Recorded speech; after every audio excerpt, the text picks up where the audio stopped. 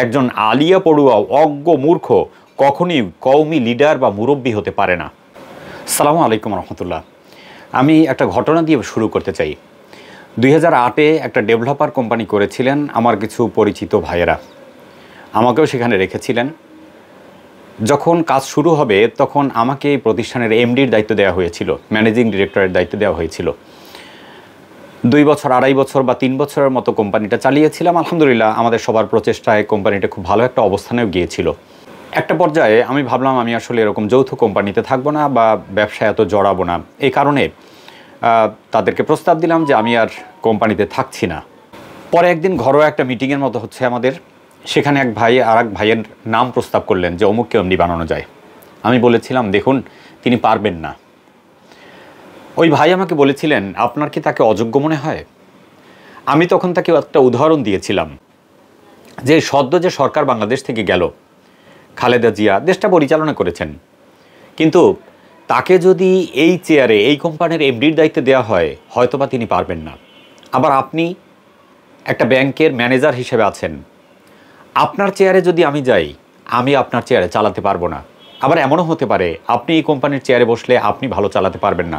তার মানে হচ্ছে আল্লাহ তাআলা রব্বুল আলামিন প্রত্যেককে আলাদা আলাদা বৈশিষ্ট্য দিয়ে সৃষ্টি করেছেন। সবার ক্ষেত্রে এক নয়, সবার যোগ্যতা এক নয়, সবাই একরকম দেশ পরিচালনা করবে না, সবাই এক কাজ করবে না, সবার একরকম যোগ্যতাও থাকবে না। আজকে নোমান কাশিমির একটা পোস্ট দেখলাম যেটি খুবই দুঃখজনক এবং তার যে এর মধ্যে অহংকার প্রকাশ পায় এটা বোঝাই যাচ্ছে। তার বিভিন্ন আলোচনা আছে জ্ঞানগর্ভ, তার মধ্যে শিক্ষার অনেক কিছু আছে, দলিল থাকে, কোরআন হাদিস থাকে, কিন্তু মাঝে মধ্যে তিনি এমন কথাবার্তা বলেন যেগুলো খুবই দুঃখজনক। আর কোন সময়টায় বলেছেন আপনি খেয়াল করে দেখুন। যেই মুহূর্তে বাংলাদেশটা স্বাধীন হয়েছে নতুন করে, আবার যেই মুহূর্তে বাংলাদেশের প্রত্যেকটা ভাই কিছু কুলাঙ্গার ছাড়া তারা ভাই ভাই মনে করছে, গোটা জাতির মধ্যে কোনো বিভেদ নাই, যেই মুহূর্তে আলেম ওলামারা সবাই একসাথে বসা শুরু করেছেন, যেই মুহূর্তে আলেম ওলামাদের মধ্যে কোনো বিভেদ নেই, সবাই কোলাকুলি করছেন, বিভিন্ন জায়গায় যাচ্ছেন, তাদের ভালো লাগা ভালো পাশা প্রকাশ করছেন, একসাথে কথা বলছেন, একই সুরে কথা বলছেন, একই টোনে কথা বলছেন, সেই মুহূর্তে উনি লিখলেন কি, একজন আলিয়া পড়ুয়া অজ্ঞ মূর্খ কখনই কওমি লিডার বা মুরব্বী হতে পারে না। এখন আমরা অথবা কেউ যদি এরকম বলে যে একজন কওমি মাদ্রাসার যত বড় আলেম হোক তার পক্ষে প্রশাসনিক জায়গায় চাকরি করা সম্ভব নয়, সেই জায়গায় ঢুকতেই পারবে না, তার পক্ষে সচিব হওয়া সম্ভব নয়, একথা বলতেই পারে। তার মানে কি ওই মুফতির কোনো যোগ্যতা নেই, ওই বড় আলেমের কোনো যোগ্যতা নেই? আবার ওই যে এসপি সাহেব বলেন, ডিসি সাহেব বলেন, অথবা টিএনও সাহেব বলেন, ওই সচিব সাহেব বলেন, তিনি কিন্তু আবার সে অন্য জায়গায় তার অনেক যোগ্যতা আছে, তিনি কিন্তু আবার এই কওমি মাদ্রাসার একজন ছোট্ট আলেমের কাছেও কোরআন শিখতে পারেন, তার কাছ থেকে দ্বীন শিখতে পারেন। তার মানে কি যার যে জায়গা তার সেই জায়গায় যোগ্যতা আছে। বহু কওমি মাদ্রাসার আলেম এবং ছাত্রদেরকে দেখা যায় আলিয়া মাদ্রাসা নিয়ে বিভিন্ন রকম কটাক্ষ করা হয়, বিভিন্ন রকম কথাবার্তা বলা হয়। আপনি একটু খেয়াল করে দেখুন, কওমি মাদ্রাসা বাংলাদেশে হাজার হাজার মাদ্রাসা এতিমখানা প্রতিষ্ঠিত করার মাধ্যমে গরিব, মেধাবী এবং একদম অসহায় পিতা মাতা নেই এমন ছাত্রছাত্রীদেরকে তারা আশ্রয় দিয়ে এতিমখানা পরিচালনা করে তারপরে তাদেরকে কোরআনে হাফেজ বানাচ্ছেন, আলেম বানাচ্ছেন, দ্বীন শিখাচ্ছেন। এটা একটা বিশাল খেদমত। কিন্তু এখানে যারা সহযোগিতা করেন তারা কারা করেন?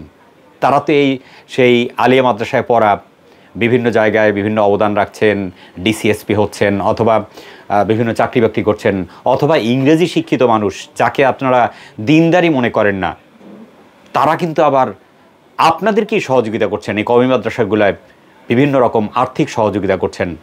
বিভিন্ন দোষ ত্রুটি কওমি মাদ্রাসারও আছে, আলিয়া মাদ্রাসারও আছে।